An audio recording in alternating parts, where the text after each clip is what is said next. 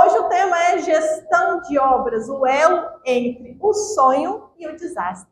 Por que tanta obra, quando começa como um sonho, né? O cliente comprou o terreno, quer uma casa nova, quer reformar, e no final acaba que ele sente o desastre, sente prejuízo, fica traumatizado. Hoje a gente vai ver um pouquinho sobre isso.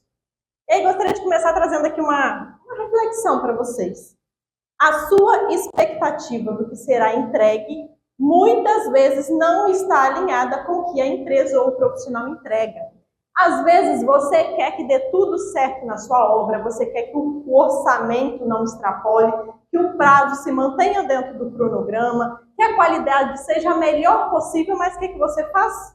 Você contrata o pedreiro lá, o José, com o Marcos ali, ajudante, para poder fazer a obra para você. O pedreiro, ele vai fazer a gestão da forma com que você estava esperando? Ele vai controlar os custos para você? Ele vai controlar os prazos?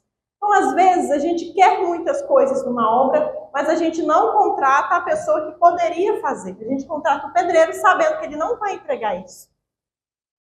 Então, por que esses desastres acontecem nas obras, né? Minha reforma ia durar 4 meses, já tem 1 ano e ainda não terminou. Esses dias eu estava conversando com a minha psicóloga, porque engenheiro civil tem que ir para a psicóloga, tá? A gente tem que fazer tratamento, faz parte. E ela estava falando da obra dela. Assim, o início da sessão, em vez de ser a terapia, né, foi ela contando da obra dela, chorando as pitangas. E a obra dela ia durar 4 meses e já tinha 1 ano e a obra ainda não tinha terminado. Ela desistiu de terminar, ela entrou para o apartamento, porque a família dela estava toda esperando. E ela é uma pessoa que está muito frustrada. Ela falou, não faço obra nunca mais. Eu compro pronto, mas reforma para mim não dá. Traumatizou a pessoa, e essa não é a primeira, né? É uma de várias. Minha obra ia custar 500 mil, mas já chegamos a 70% e o dinheiro já acabou. Isso é uma coisa muito séria. Tem uma aluna minha do Ceará, que o cliente dela pegou um financiamento da Caixa para construir a casa. Chegou em parte da obra o financiamento, né, o custo que ele pegou, o valor acabou, a casa não estava pronta e todas as economias que ele tinha, ele investiu ali. Ou seja, ele terminou sem a casa, sem dinheiro, sem nada, coitado. Isso é para mostrar o quê? Que o nosso trabalho é um trabalho de muita responsabilidade. Imagine você falar que vai construir o sonho de alguém com 500 mil, não conseguir construir, a pessoa terminar sem a casa e sem o dinheiro. Chego na obra, não tem ninguém trabalhando, o pessoal sumiu e ninguém me comunicou nada. Eu já cheguei em obra e todo mundo tinha desaparecido, junto com a betoneira, com o cimento, até os materiais que não era dele, ele levou. Gente, é trágico, mas acontece. Eu, como gestora, eu sei lidar com isso. Agora, o meu cliente vai saber lidar com isso. Esses dias, uma amiga minha, que também é psicóloga, ela me ligou chorando, e ela é psicóloga, me ligou chorando. Falando, gente, pelo amor de Deus, o que eles fazem com a gente é traumatizante. Olha, eu dou café da manhã para esse povo todo dia. Eu compro bombom, eu compro bolo. E ainda assim eles faltam, eu já não sei mais o que fazer. Só que, gente, o que preenche pedreiro não é bolo, não é bombom, é dinheiro. Se você paga o cara tudo antes dele começar, ou logo no início, acabou a inspiração do cara para ir trabalhar. Mas isso o cliente não sabe, gente. Ele não sabe. Ele faz tudo para agradar, mas no final, coitado, ninguém agrada ele. Não sei o que está acontecendo na obra, estou perdido e não sei o que fazer, não tem comunicação, ninguém entrega informação com clareza, não tem relatório, não tem reunião de alinhamento. O cliente não sabe o que está acontecendo, o pessoal não vai trabalhar e ele fica perdido. A obra foi abandonada. Vou ter que me mudar com a casa cheia de problemas. É uma coisa que acontece, as pessoas às vezes não finalizam as obras, eles abandonam as obras. Porque está chegando no final, já não tem mais muito dinheiro, está precisando de dinheiro, o que ele faz? Procura outras obras, aquela obra ele já não está mais me dando lucro, então também é uma coisa que acontece.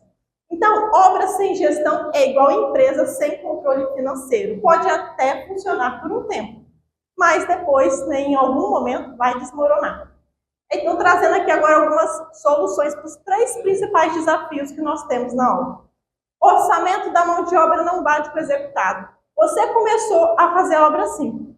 Pedreiro, com 500 mil eu consigo fazer essa obra? Aí ele fala, sim, dá para fazer. E aí na sua cabeça você vai terminar a obra exatamente como foi planejado. Só que não teve planilha, não teve comprovação. Tá, 500 mil dá para fazer. Como? Cadê a planilha? Cadê a comprovação? De números, né, de dados. Então, você quer que a sua obra termine, sendo que o planejado tem que bater com o executado? Você tem que começar a obra com planejamento financeiro, com orçamento real da obra. A obra durou o dobro do tempo para executar. O Manel, lá pedreiro, não vai fazer um cronograma para você. Ele fala, ó, acredito que em 4 meses dá para fazer. Só que não tem nada planilhado para você cobrar, para você controlar. Então, você quer que a obra não termine com o dobro do tempo? Tem que ter um cronograma com a duração das etapas e com controle. Para chegar no final da obra e falar, minha obra atrasou 3 meses. Não, é controle semanalmente. Essa semana a gente bateu a meta, na próxima a gente bateu a meta, no final do mês a gente concluiu o serviço. É controle, só que para ter controle você tem que ter dados, você tem que ter os documentos, você tem que ter as planilhas. Serviços executados sem qualidade técnica e visual, retrabalhos, prejuízos financeiros, problemas pós-obra e clientes insatisfeitos.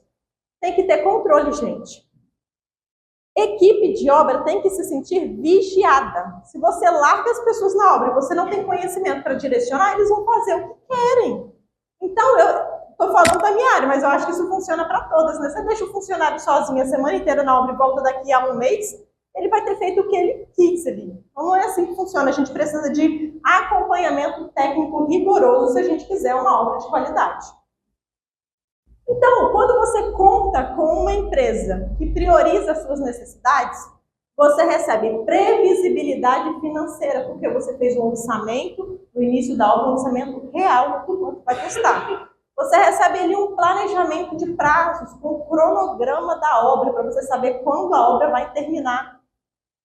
Equipe focada na solução. Tem muita pessoa que a gente contrata para obra que é muito cheia de mimimi, muito focada no problema. Ah, que isso daqui não tem como fazer, que isso daqui é difícil, isso daqui é impossível fazer. Não tem como. Se não tiver alguém que fala, não tem como sim, se você não for executar, eu coloco o outro. A questão é, vamos atender a necessidade do cliente. Então, equipe tem que ser focada na solução. Economia nas compras. Às vezes o valor que você paga o engenheiro já, na verdade, sai gratuitamente só pela economia que ele vai trazer nas compras que você vai fazer. Porque eu, por exemplo, eu pesquiso os custos dos materiais em várias empresas, até chegar ali na planilha para o cliente. A certeza de que tem alguém no controle, alguém controlando custo, alguém controlando prazo, alguém controlando qualidade, entregas de qualidade, porque tem um acompanhamento técnico.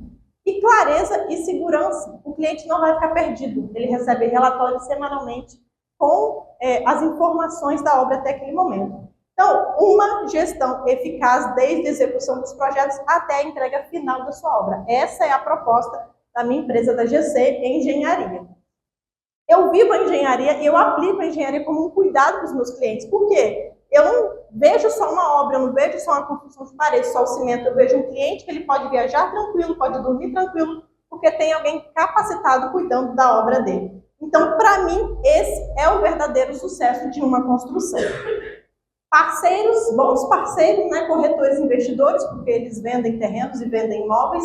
Arquitetas e design de interiores, porque elas chegam no meu cliente antes de mim. E síndicos e administradoras por causa das obras de condomínio. O meu cliente ideal é aquele cliente que vê a obra como patrimônio a ser cuidado, ele valoriza a qualidade, então ele vai valorizar também o meu trabalho. E para encerrar, deixar uma frase aqui para vocês.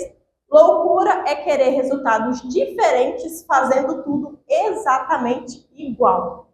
Muito obrigada, pessoal.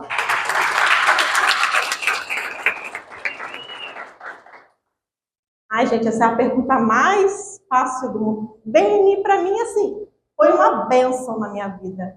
É só comparar a Gisele do ano passado com a Gisele desse ano, né? A Gisele do ano passado tinha acabado de abrir a empresa dela, estava buscando uma rede de networking e, assim, meio na dúvida ainda em qual caminho seguir.